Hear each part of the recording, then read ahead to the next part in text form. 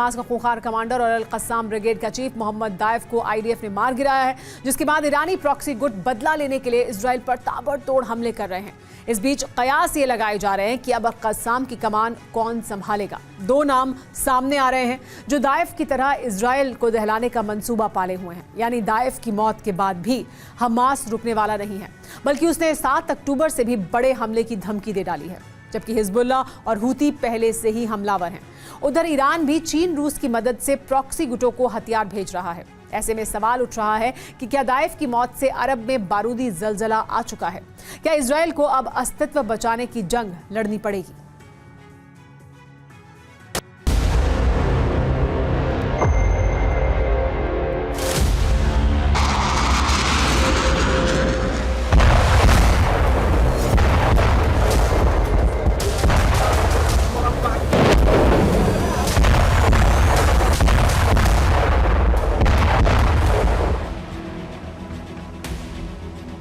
כולנו צפינו בזעזוע אתמול.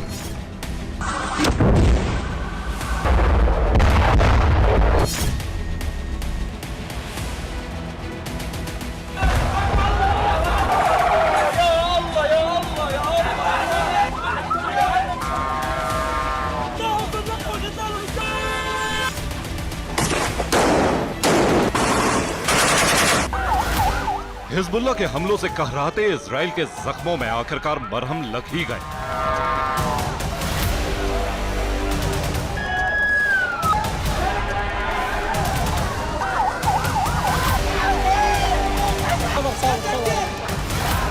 Netanyahu के खिलाफ बढ़ते विरोध की आवाज अब थोड़ी कम हो सकती है।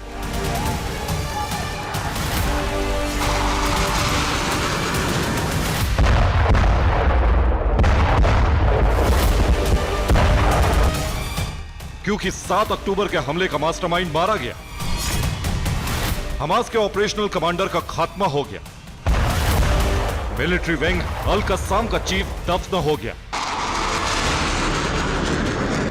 और यह उसका सबूत है कैसे बंकर बस्टर बम गिराकर इजराइल ने उसका काम तमाम कर दिया।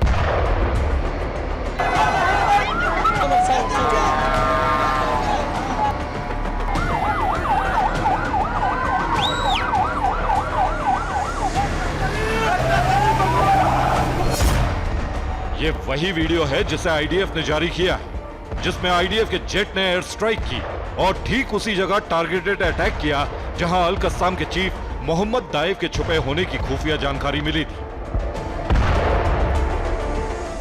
आईडीएफ को मोसाद से ये इनपुट मिला कि खान यूनिस से भागने के बाद अब दाइफ जो है वो खान यूनिस के बाद अब अल मवासी पहुंच चुका है और वहां पर शरणार्थी कैंप के बीच छुपा हुआ है। उसको टारगेट करने के बाद, मारने के बाद अब आईडीएफ के टारगेट पर याह्या सिनवार है, जो कहा यह जा रहा है कि वो भी खान यूनिस के रास्ते से सुरंग से भाग निकला है। खान यूनिस से अल मवासी की दूरी करीब 9 किलोमीटर है, लेकिन हमास ने दोनों के बीच सुरंग नेटवर्क बनाया हुआ है, जिससे एक जगह से दूसरी जगह पहुंचने में 5 मिनट से भी कम वक्त लगता है।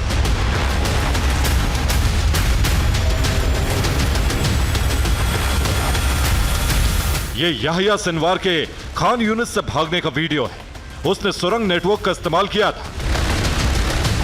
मोसाद का इनपुट है कि इसी तरह दाइफ भी भागा था और अल मवासी में ठीक उसी तरह के बंकर में छुपा था जैसा बंकर खान यूनिस में याह्या सिनवार का था।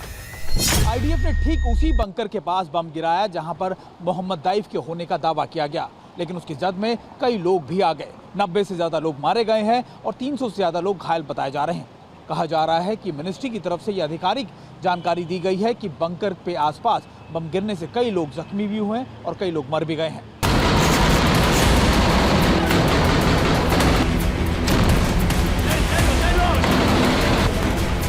अल मवासी गाजा का आखिरी छोर है। इसके बाद भागने का कोई रास्ता नहीं।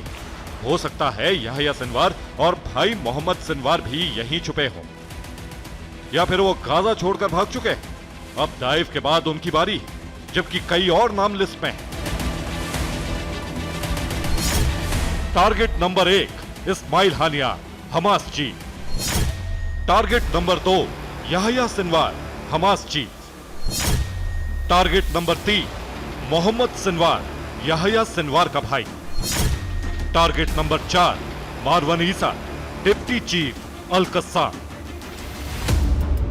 सऊदी अरब मीडिया में दाइफ के मारे जाने की रिपोर्ट है, जिसमें आगे दाइफ की जगह कौन लेगा इसका भी कयास लगाया जा रहा है।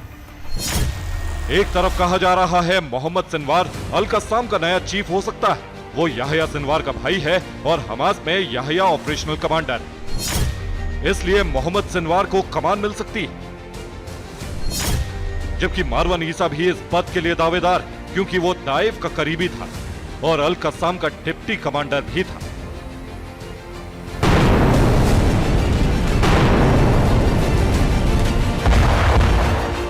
यानी अब जो भी अल कस्साम की कमान संभालेगा वो आईडीएफ के निशाने पर आ जाएगा।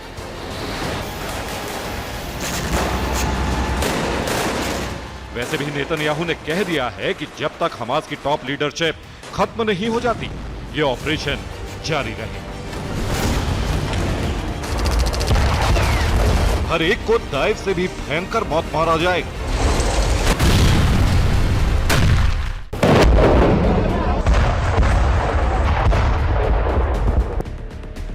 आईडीएफ ने ये 2 तस्वीरें जारी की हैं, जिसमें एक तरफ हमले से पहले अल मवाली का रिफ्यूजी कैंप है, जहां बंकर बस्टर बम गिराया गया। दूसरी तरफ हमले के बाद की तस्वीर है, जहां हमला हुआ था। दोनों में अंतर साफ है। हमले से पहले दिख रहे पेड़, कैंप और इमारत हमले के बाद की तस्वीर में गायब। अब वहां एक बड़ा गड्ढा दिख रहा है। दाइफ की मौत से ईरानी प्रॉक्सी तमतमाए हुए हैं। अब इजराइल पर 3 तरफ से हमला शुरू हो गया। लेबनान की तरफ से हिजबुल्लाह रॉकेट दाग रहा है। गाजा की तरफ से हमास ने हमले शुरू कर दिए हैं। लाल सागर से हूती इजरायली पोर्ट पर मिसाइल अटैक कर रहा है। यानी इजराइल से प्रतिशोध लेने के लिए ईरानी प्रॉक्सी बेचैन, इसलिए ताबड़तोड़ हमले किए जा रहे हैं।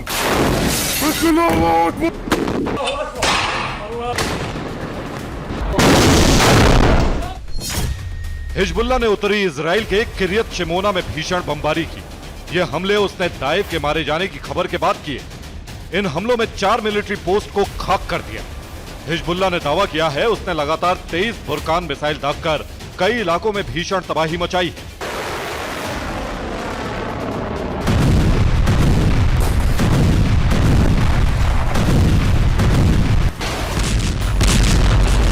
इन हमलों में हिजबुल्लाह ने रॉकेट के अलावा बुरकान मिसाइल और ATGM का इस्तेमाल किया। खासतौर से उन ठिकानों को निशाना बनाया जहां इजराइल ने हथियार रखे हुए हैं। बुरकान मिसाइल से उन्हें तबाह कर दिया। हालांकि इजराइल ने दावा किया है कि उसने कई रॉकेट को इंटरसेप्ट कर लिया।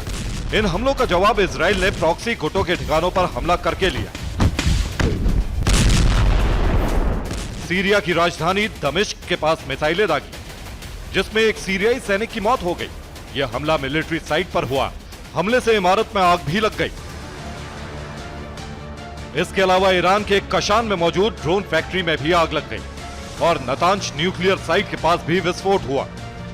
अंदेशा जताया जा रहा है कि इसके पीछे इजराइल हो सकता है।